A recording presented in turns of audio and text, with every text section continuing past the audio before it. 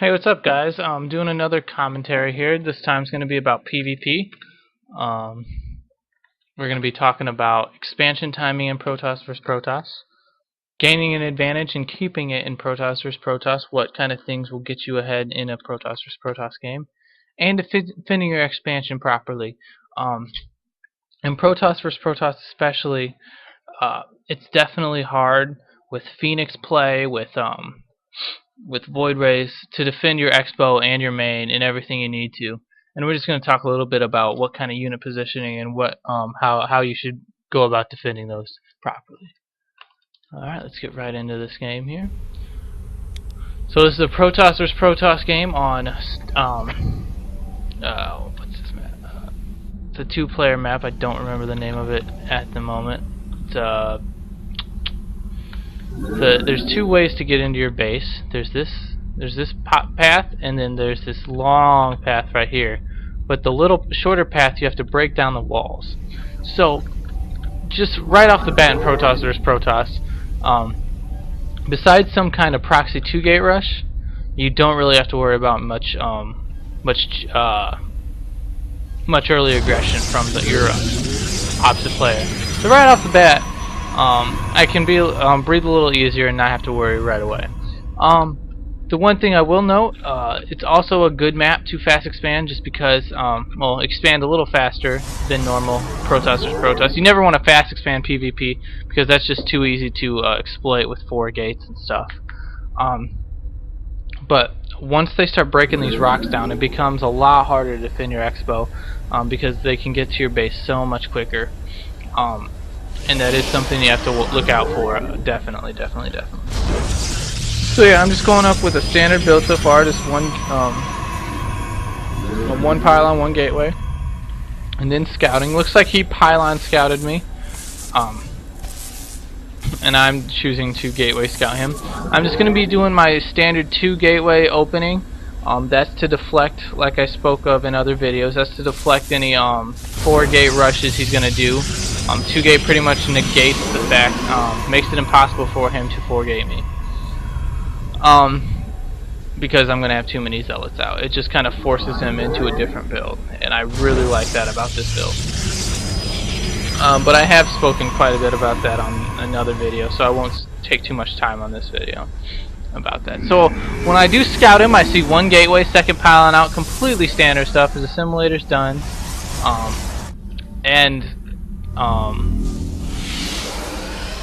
notice I'm chrono boosting my first zealot. That's because I do see 1 gateway. But now I see a 2nd gateway up. This is gonna make me change my build, my plan a little bit.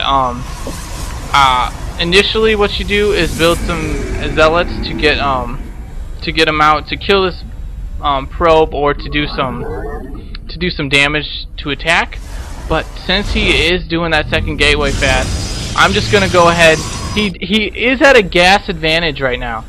Let me talk about this. He is at a gas advantage right now, and being ahead in gas is huge. So to make up for that, I just throw up a 2nd assimilator right away. Then I'll get my core a little bit later. But mid-game, when you have more gas, you basically have the advantage because you are able to build more Immortals, more Colossus, which are the 2 heavy hitter units. Or if you're going to go air units, more Phoenixes, yeah, Phoenixes is a better build choice, I'd say.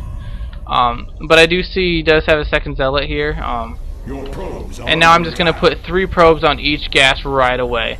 So, though I may be a little bit behind in gas, I'm not as far as I was. And you notice I switched up my build quite completely. I was initially going to go for a 2-gate zealot rush, but I saw that he was throwing up that 2nd gateway really quickly. So I don't even have to rush now. I don't even build any more zealots. I just completely negate that, throw up 2 assimilators, throw up my cybernetics core, and I'm teching as usual.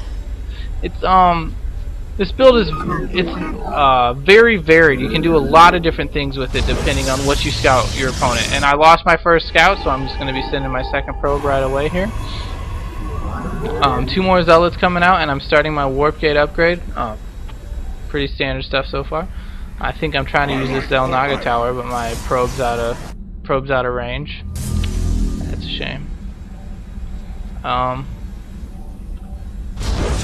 There goes my robotics build. and I am continuing to chrono boost. Now, this super fast robotics facility might be a little too early. I kind of would like to see me get a third gateway and then tech to robotics, because a 4 warp gate rush, especially with a bridge this big, could possibly hurt me, and I don't think I was thinking about that at the time. But definitely a 4 gate stalker rushes are pretty common, and you definitely have to watch out for that. But I am getting my 3rd gateway now. Got some stalkers up. So that's just one thing to note about building that early robotics facility.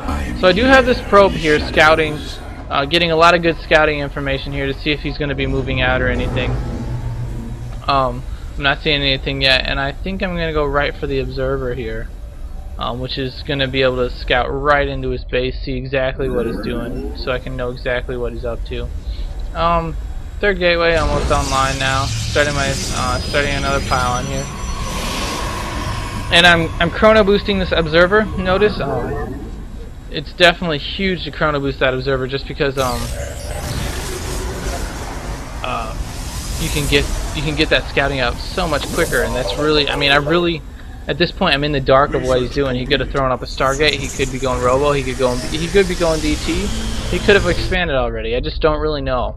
And this observer is going to let me know exactly what he's doing. So so let's get in his base and see what he's doing here. Alright, and I see an observer in his that he just pulled out, so I'm going to run my observer away, because I know this means he's going Robo. I know this means he's probably going to be going quick stalkers, and I just want to try to snipe his observer if at all possible. I'm just doing a cute little micro back and forth, because I know he's trying to send his units. So you notice his army composition is mainly zealots and a few stalkers, just like mine is mainly zealots, a few stalkers, 1 sentry. That's pretty standard unit composition. You want those. You don't have as many stalkers out because you want that Colossus out as fast as possible. And as I said before, gas is such a needed commodity in this matchup that it you just really need it. And notice I'm going for the extended thermal lance upgrade before I even get a Colossus out. The thermal lance upgrade is so huge in the Colossus. For the Colossuses, they help you. I mean, you get the first shot off, you can micro away from other Colossus, and pretty much kill their Colossus before they can kill you.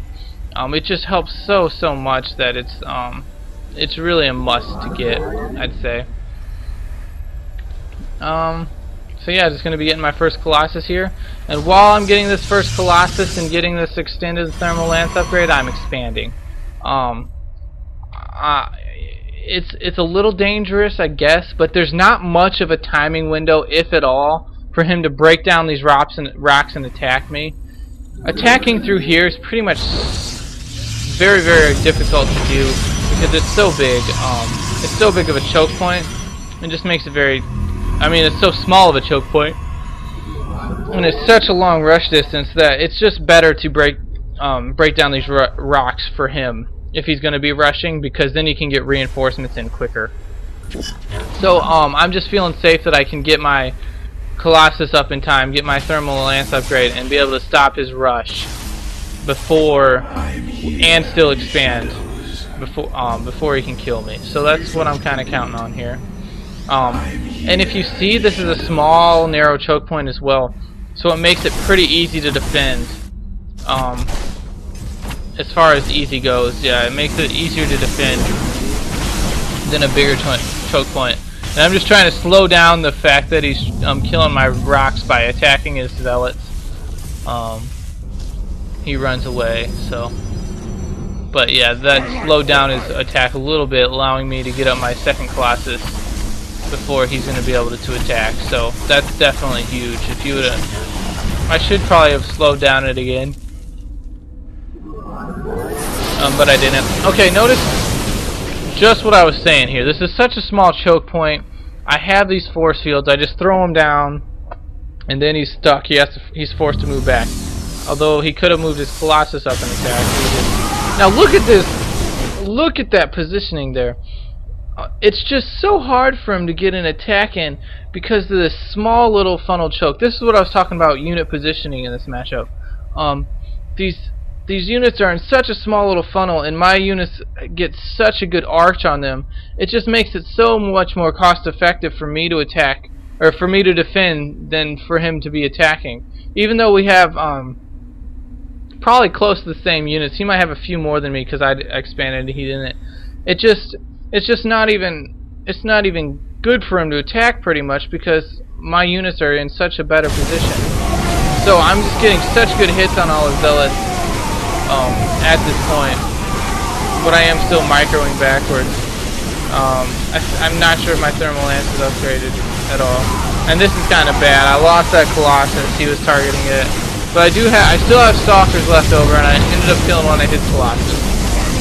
And my second Colossus is almost done, so I'm not completely dead. Although he did win that battle, and he's got 2 Colossus. Still chrono boosting that Colossus at all times. Look at one thing though. One thing I will note: I'm doing a terrible job at spending my money. If I had these 3 gateways up quicker, and if I would have been building them on time, and he would have attacked like this, but I had spent this 1,000 minerals, that could be 10 more zealots. That would kill this army if I had 10 more zealots. But because I'm not spending my minerals properly, I'm in this pretty this difficult situation. Not insurmountable, but it's a difficult situation for me to be in. Whereas if I these are things you need to be looking for when you're trying to figure out what you need to change in your game. It's definitely that. And now all his units I see are just so tight there. That's just really a bad spot for his Colossus. My one Colossus is doing full damage to both his Colossus, and I'm just going to be able to kill both his Colossus just with just that one Colossus there. That was very bad micro by him. And now I'm going to be able to clean up the rest. Your Colossuses are your damage dealer pretty much in Protoss vs. Protoss, and you want to try to keep them alive at all, if at all possible. When the Zealots get in there, they can do pretty good damage, but until then, it's pretty much just your Colossus just doing full damage to the Zealots. And again, I'm just microing around, just trying to just kill his Colossus. If you can kill his Colossus, you don't really have to think about anything else. And I have a full health Colossus of my own now, so I mean, it's real close, but I mean, I'm just continually pump out units. I've got these 5 gateways now. Oh no, I've forgotten to warp gate them. I'm not using them at all. That's just not good by me there. It's kind of inexcusable. I need those extra units and I'm not getting them. And here comes another attack by him, but I mean, I'm just warping in units and he's not really able to do the damage necessary. This is pretty much an all-in by him, and as long as I just stay alive, there's nothing he can really do. If I can keep my Nexus, if I can keep this expansion Nexus alive, I'm pretty much going to win the game. Now I have 2 Colossus up, 3rd Colossus coming.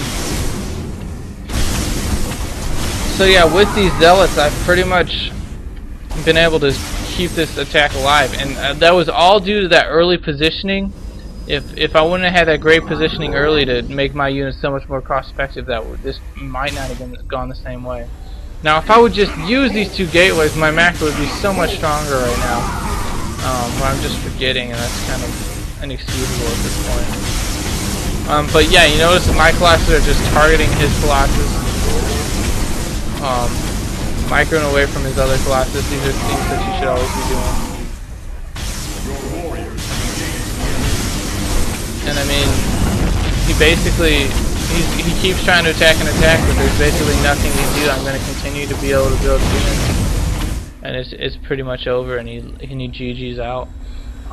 So yeah, again, not kind of sloppy play at some aspects for getting these 2 gateways.